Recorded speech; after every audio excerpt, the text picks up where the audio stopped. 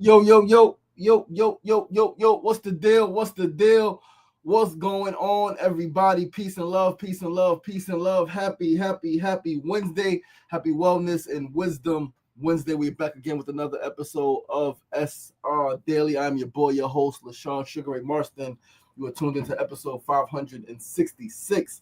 566 episodes in. We are still pushing. We are still going forward. It is Wednesday, February 18th, 2026, 9:01 a.m. here on the East Coast of the United States of America. We're still alive, man. Yesterday, I don't know if you guys felt the shift. I don't know if you guys felt the energy, but I was walking in Astoria Park, man. First, I walked through the pier, Astoria Pier, walked all the way around there, man. I walked for 2 hours yesterday, just walking and walking and walking, and it was a beautiful walk, and it was an intense walk, and it was a walk that it was so good. I felt like I was high. I felt like I was on shrooms or some shit, man. The energy was high. The fucking sun from the fucking eclipse was a beautiful vibe. The birds were out, the people were out running and walking and pushing their strollers, and it was spring is coming. Spring is on the horizon. I had an absolutely beautiful day yesterday, man. Just tapped in. Beautiful morning so far. Beautiful morning on a prayer call as I laid next to my bay and breathed together and meditated together and just got downloads and downloads and downloads. And what a beautiful time. What a beautiful time to be alive. Pisces season is upon us. It's my favorite time of the year, man, right? I love the end of the year. I love the lights of the holiday season and all of that. But I absolutely love the transition from winter to spring. It just feels good because you get to feel people coming alive again, right? You get to feel again, you get to see people coming outside again, right? You see people outside more. You see, you just see it and then you feel it. It's in the air. It's like spring is in the air. Love is in the air, right? And love, not necessarily romantic love with Valentine's, but just love of life is returning to our communities, returning to our neighborhoods, returning to us, right? And so I'm really grateful. I'm really excited for Pisces season. It starts with a bang tomorrow. I've been preparing, getting some things in order. We got a court date tomorrow, right? We got a very important court date tomorrow, man. And again, I don't believe in coincidence. I don't believe that, the year of the fire horse, yesterday, Lunar New Year, Ramadan, I wasn't even paying attention to that, and I chose to do a fast for these 3 days. Yesterday, I had nothing to eat, nothing to drink. Today, nothing to eat, nothing to drink. Tomorrow, nothing to eat, nothing to drink, right? Then Friday, we'll break fast. I'm going to get some coconut water. We're going to get some fresh juice.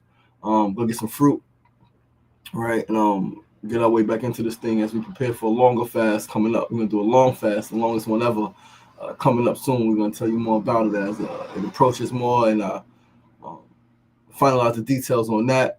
All right. But yeah, man, it's I feel great. I feel light, right? Already dropping pounds, already dropping impurities. I love that Gregory said when you fast, you don't lose weight, you lose impurities. Right? It's not weight that you lose, which is okay, right? Like people say, well, it is weight because it's pounds. Like, yeah, man, but it's impurities that's being shedded, right? And again, no coincidence that the year of the snake, like, is done.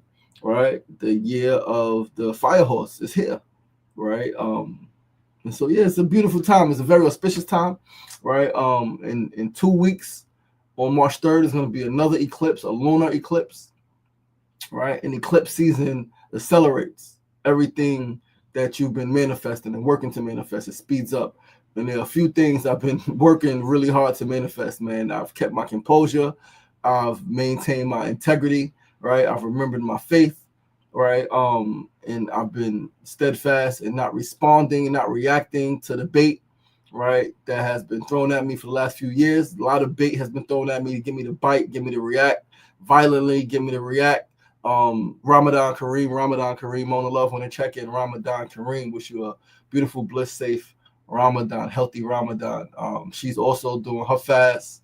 Abstaining from certain foods throughout the month of February. This week is just all fruits and juice, and next week is going to be all juice, right? So very proud of you, very proud of her for that discipline, that vision, All right, again, no coincidence that we're doing this now at this time.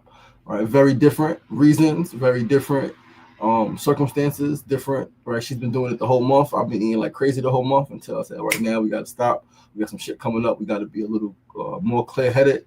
For we need a little more clarity. We need a little more strength, a little more discipline.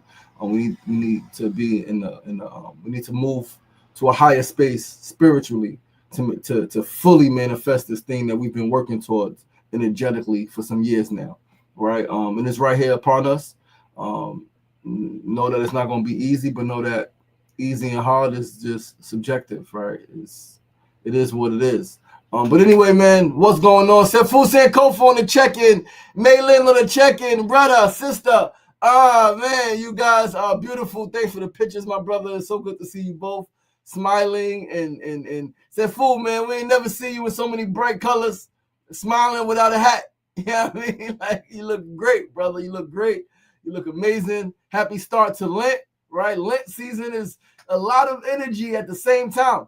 No coincidences, no coincidences, no coincidences in the known universe. All is by divine alignment, divine appointment, divine timing. And each person's going to do with it what they may. Each person's going to pick up on it or not. All right. I'm just glad that I picked up on it. I'm glad that Mona picked up on it. I'm glad that Sefu and his soon-to-be wife picked up on it, right? By making the moves that he's making during this time, right? Being steadfast, things open up, boom, take it, right? Take it. So yeah, man. But we're gonna get the show started. Once again, I'm your boy, your host, LaShawn Sugary Marston. You're tuned into SRDaily, episode 566. We're here Mondays to Fridays, 9 a.m. to 9:30 a.m. Facebook Live, YouTube Live, and TikTok Live. We're gonna start with our first segment of the day on this beautiful Wednesday, February 18th, 2026. First segment is the quote of the day. Quote is from one of my heroes, one of my favorite people to ever live, although I've never met him, although I've never been in his presence. He is one of my favorite people, and this is from Malcolm X. Only a fool will let his enemy teach his children. Once again, Malcolm X is quoted as saying, only a fool will let his enemy teach his children. And he is specifically talking about black people sending their black children to white European educational institutions to be educated. Listen, black folks have been complaining. I'm 41 years old. I'll be 42 years old in about 3 weeks. Black people have been complaining about the state of the education system my whole life and even longer, right? We complain now. We've been complaining my whole life, and we've been complaining longer. Yet we still send our children to be educated in the same system that we complain about, right? We want to fight to change the system. That's their system. I get fighting, yes. You want to be included, yes. But you could build your own shit. Like, you could build your own shit. You could build your own schools, and there are people doing it. Right? My daughter Usha, when she turned 2, she was in an all-black school here in Brooklyn, New York, right? Seneca Village Montessori School. It was black teachers, black students. They had a black curriculum, African-centered curriculum. They were teaching 2-year-olds Swahili, and they were learning through an African lens, right? And there's so many other schools. There's Zayax, right? Zayax is a school in Brooklyn that is for black children. It is black-led. It's through an Afrocentric curriculum, right? You got Freedom Home International out in Chicago and Detroit, and I think they got one in Miami, right? They've been around for nearly 20 years, I believe, right? Black-led, black students, black curriculum, right? And there's always going to be people who say, well, don't you want to? No, it's okay. Like, it's okay to have stuff that's specifically geared for you. That's okay. You don't gotta, like, yes, we live in the world, and yes, you should learn about other cultures, but you should not learn about other cultures, other ethnic groups before you learn about yourself. You should learn about you first, right? You and people like you first and foremost, and from people like you. Because even if you learn about things that quote unquote have nothing to do with you, you should learn from people who care about you, people who have your best interests at heart, people who understand you, people who love you, right? People who know you, who know your parents, right? Who have relationships that's beyond profit, that's beyond just a number, right? So we got to do better, man. We got to do better. We got to get back to homeschooling and, or as I mentioned, African-centered education systems. And they do exist, and they can be replicated and built upon. They can be replicated. They can be expounded upon. Is how bad do we want it?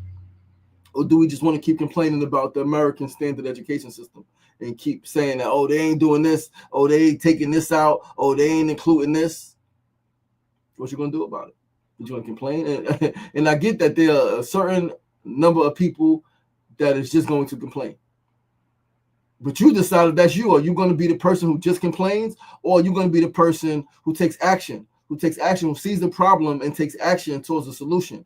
There are solutions already in place. You just got to plug in. And if you don't agree with any of the solutions, then create one yourself, right? Create one yourself. You have the power, you have the agency, you have the authority. You just got to then have the audacity to say, you know what? I ain't doing this shit no more. I'm tired of sending my children. Understand this. Black boys in predominantly white educational institutions are always have always been, are currently, and may always be, will always be ostracized simply for being who we are, right? We as Black people, we learn differently. We don't learn all by sitting down and listening. We learn by movement. We learn through dance. We learn by listening to music, right? And I get that, quote unquote, there's a time and place for everything, yes, but in education, right, freedom to free the mind to unlock the potential that dwells within, it should not be a universal thing where everybody got to come in and learn this way. No, you're doing a huge disservice to the majority, specifically of Black children. But that's how you know it's not for us. The Blacks and the Browns, it's not for us. So what do we do about it? Build our own. Build our own. It is not hard, right? It is not hard. It's simple. It's not easy, let me say. It's not easy, but it's a simple process. And it's as easy as you make it. Just do it. What's your why? How important is it to you? How important is it to you? So once again, today's quote of the day, our first segment is, only a fool will let his enemy teach his children, and that is Malcolm X. We're going to move right along to our second segment of the day, need to know news of the day. And we're going to talk about this crazy social media challenge, social media trend that went wrong, right? Recently. So there's a trend I didn't even know about. Bay found it this morning and was like, these young people are climbing bridges and shit like that. A teen was stuck on the Queensboro Bridge during a trend that went wrong, and his friends left him. His friends left him pretty much for dead. He was rescued, right? We're going to read the article, but they left him pretty much for dead. But let's read this article on ABC.com, ABC7ny.com. This is yesterday, Tuesday, February 17th, 9:29 p.m. Crystal Cranmore wrote this article. Trapped teenager rescued after apparent social media trend went wrong on the Queensboro Bridge that is right here down a block from me. Insane. Manhattan, an apparent stunt drew a massive rescue response along the Queensboro Bridge on Monday night. So that's Monday night. Video shows first responders carefully working to rescue a teenager who fell into a confined space inside the bridge span. The entire incident may have started because of a social media trend. The teen was with friends when the incident happened, but it wasn't those friends who alerted authorities for help. Get that. He was with friends, but it was not those friends who alerted the authorities for help. The adrenaline that was felt, it was moving, but this is what we trained for, firefighter Khalid Lee said. The life-saving mission happened around 9 p.m. Monday as firefighters lifted a 16-year-old boy from the shaft of one of the buttresses on the fucking Queensboro Bridge. There's a picture of him. You can look it up. There's a fucking picture of them of them hoisting the motherfucker from the middle of the fucking bridge. This shit is crazy. It was a race against the clock as they searched tower by tower for the teenager until they stumbled upon clues. Because he could have fell. He would have fell in the fucking water and died. Yo, insane. And this is a whole another discussion that we got to talk about. And we spoke about it before with the train surfing on this show. Our young people, they are fearless.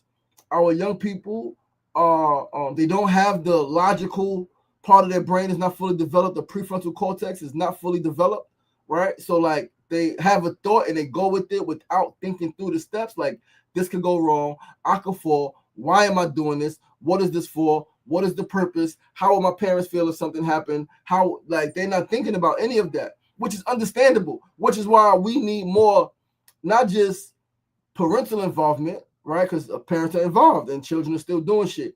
We need more community. We need better community. We need the uncles, the aunts, the cousins. We need the neighbors, right? We need the friends, parents, right? Like, it has to become a collective effort to save our young people from making decisions that put their life in danger every fucking day.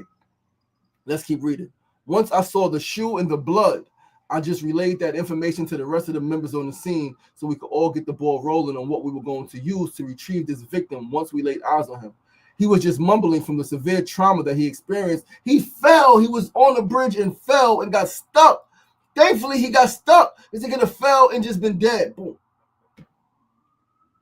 And then what? It's not just the family's loss. It's our loss. Our loss. Authorities say the boy had fallen about 50 feet down a 3 feet by 3 feet shaft after climbing a section of the bridge over Roosevelt Island earlier in the day as part of a daring social media stunt. So he climbed the shit earlier in the day. It doesn't say what time he climbed it, but it was earlier in the day. He was rescued 9 p.m., so he was there for hours. Stuck. Friends left him. They set up a rope system from the roadbed and set down what we call a spec pack, which is a device that we use to package up patients who are in a very confined space. A young woman who knew the teenager learned of the incident around 5 p.m. after a video circulated on WhatsApp. So around 5 p.m., she learned of the incident. 5 p.m. So it could have been 3 p.m., whatever time it was. They're not in school, right? It was earlier in the day. She learns about it around 5 p.m. after a video circulated on WhatsApp.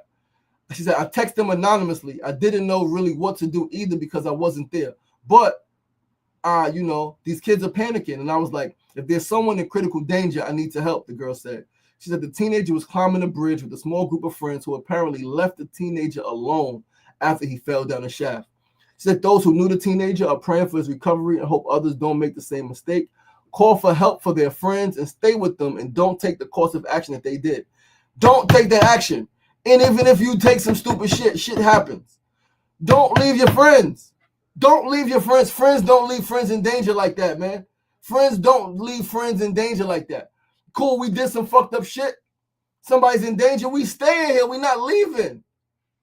Like, we not leaving. Like, we all getting hurt. Like, we figuring this shit out. We not leaving. What? Yo, this shit is insane. So the teenager is still recovering in the hospital. Again, this is written last night. Of course he's still in the hospital. Yo, that shit is scary. It had to be scary for him. It was absolutely scary for his friends, right? You do this shit, you don't think you ain't really thinking clearly. Your friend falls, you scared like, oh shit. You don't want to get in trouble. You panic and you leave. That's not the thing to do, though. That's not the thing to do. You don't leave your friends, man. You don't leave your friends in those situations, right? It's life or death. So it's 4 hours. They rescued him around 9 p.m. It said she found out what was going on around 5 p.m. Said they rescued him. What time? It says 9 p.m., right? That's the time it says. It says 9 p.m.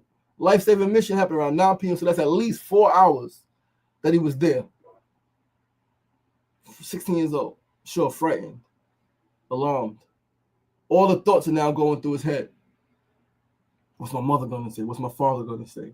Right? Oh my goodness. What if I die?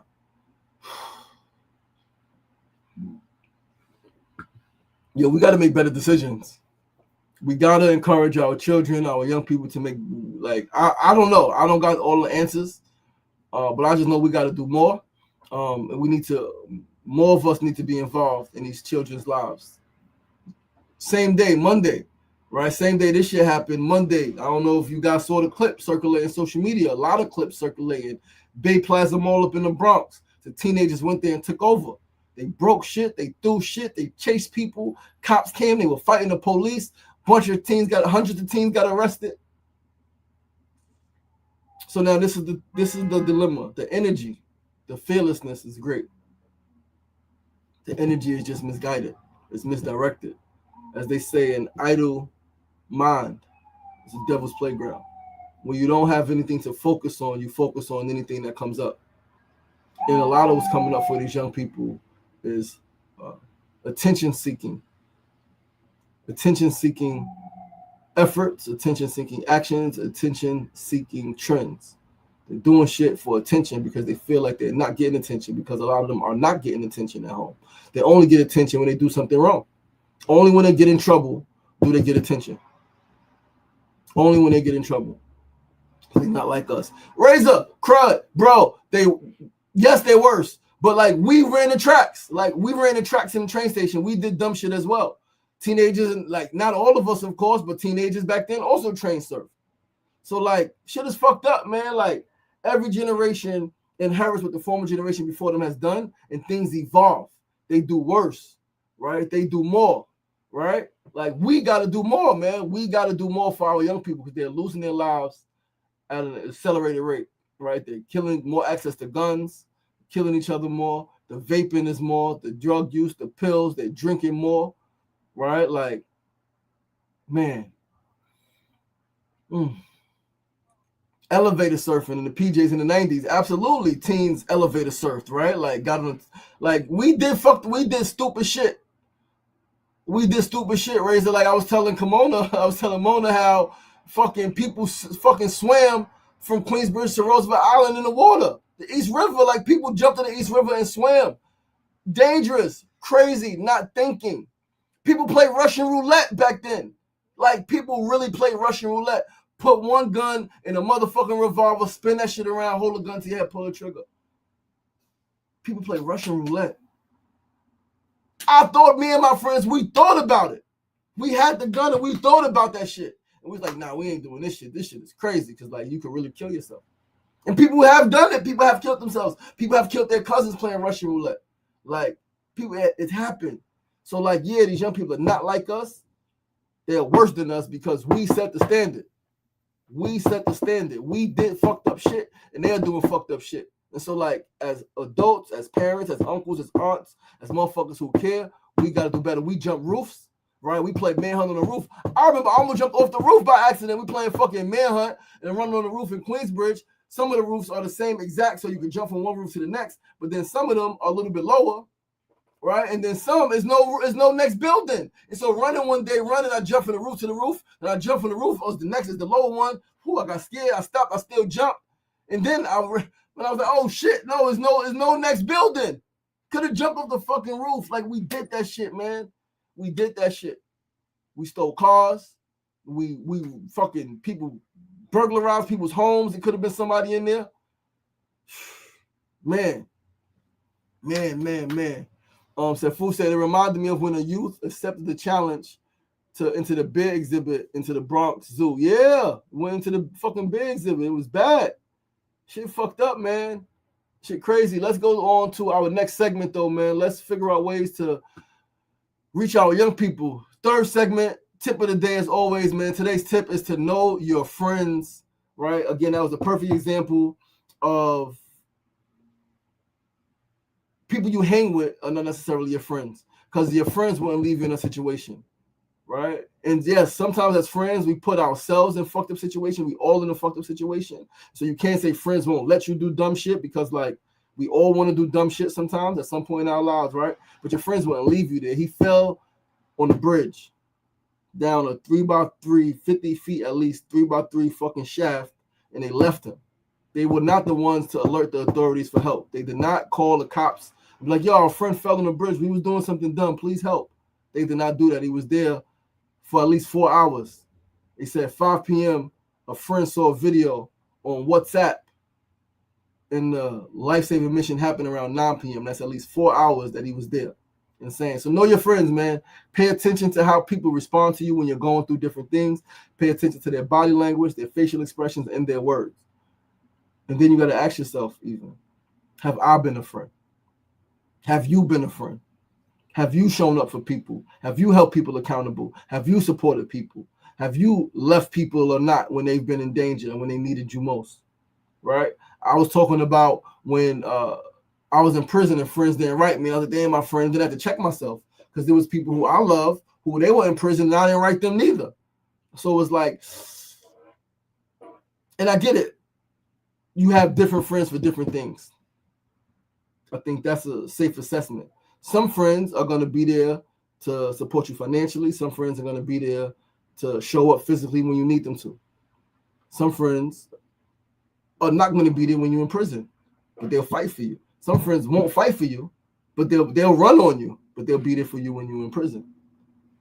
It's different levels, and I understand that now. But know your friends, do your best, right? Like, and yes, you don't you're not gonna know certain things until you're in certain situations. You ain't gonna know what a person will do or won't do until a certain situation arises. You can say, this person will never leave. You can say, I will never do this. And then you're in a situation and then you do the thing you said you'll never do. Or the thing that you said you would do in a certain situation, you don't do because you're in it. And so, like, none of us really know what we're gonna do until we get in a situation. But it's deeper. This is the importance of mentally preparing or mentally exploring what you would do and won't do. Like, not just saying it, but actually visualizing it. If this happened, this is what I'm gonna do. Right? It's rehearsal. But a lot of us don't want to think about bad shit, right? Which is the problem. Like, we don't want to let our minds go to think about the shit that's uncomfortable, that's unsafe, that's dangerous, that doesn't feel good. But that's another topic for a different discussion. But know your friends as best you can. And we're going to move along to our fourth and final segment of the day, our build of the day. As always, Kimona said, believe when people show you who they are, be aware. Absolutely. She said they posted a video but did not ask for help. Absolutely. That's cold. They posted a video on WhatsApp but did not alert authorities to help their friend. Fourth and final segment of the day, our build of the day, the real importance of alignment, shifting gears a little bit. And alignment is also like knowing your friends, but specifically this is when you are aligned, you can feel and sense what is coming. Your intuition never lies to you, but you got to be tapped in to your own frequency. You got to feel your way through this shit. Life is about feeling, right? It's not all about your feelings, but it's about feeling. It's about sensing. What is your gut telling you? Right?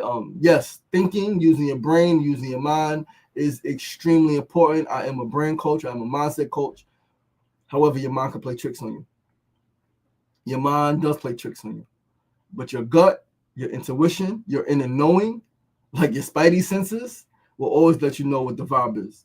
So you got to be tapped in, which is why we got to get fucking sober, right? Because, like, you could feel some shit, but you ain't paying attention to that shit because you so fucking drunk, you so fucking high, you so fucking inundated with drugs and substances, right? That you don't even really know what your intuition is telling you.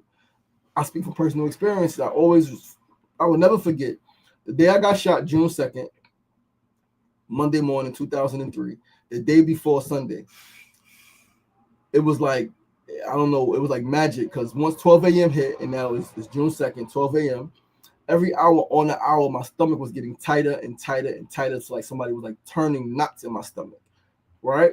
And I was drunk. We was drinking, we was smoking, we was gambling. I was in the street life. I thought I had to use the bathroom, so I went to my mom's crib a couple times, tried to use the bathroom. Nothing coming out. I'm back outside. I'm not paying attention. Like, all of those times were times for me to be like, I don't feel so good. Let me go home back to Jamaica. But I'm not paying attention. I'm not paying attention to what that fucking gut is telling me. It's telling me that you keep going here, something bad gonna happen.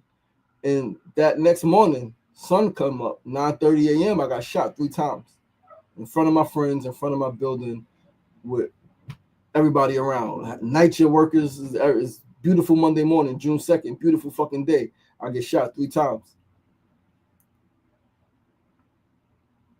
My intuition was telling me to fucking go home. I had plans. I had things I was supposed to be doing. I blew them off. My intuition was telling me, go the fuck home. I had so many opportunities to leave before that incident happened. So many opportunities to leave. But I didn't pay attention.